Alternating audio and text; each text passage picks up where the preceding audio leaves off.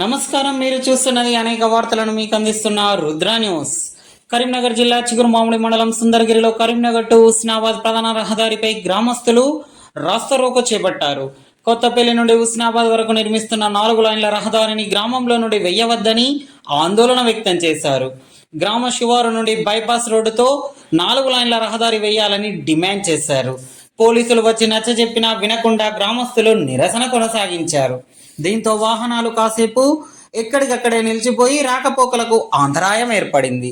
తహసీల్దార్ RDO వచ్చి హామీ ఇస్తేనే ఆందోళన విరమిస్తామంటూ రోడ్డుపైనే బైఠాయించారు. దీంతో కాసేపటికి తహసీల్దార్ వచ్చి నచ్చజెప్పడంతో గ్రామస్తులు ఆందోళన విరమించారు.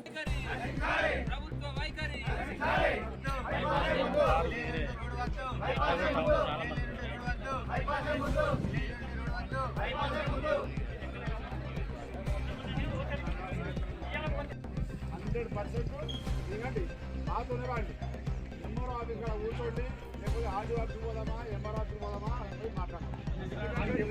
ఇంత ఎస్ఐ గారు ఉన్నారు, అక్కడ పోయాక మేము పూర్తి సహకరిస్తాం.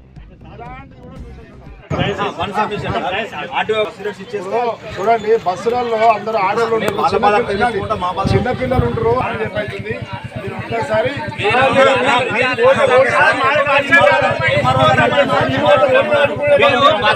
గురించి ఆలోచిస్తారు.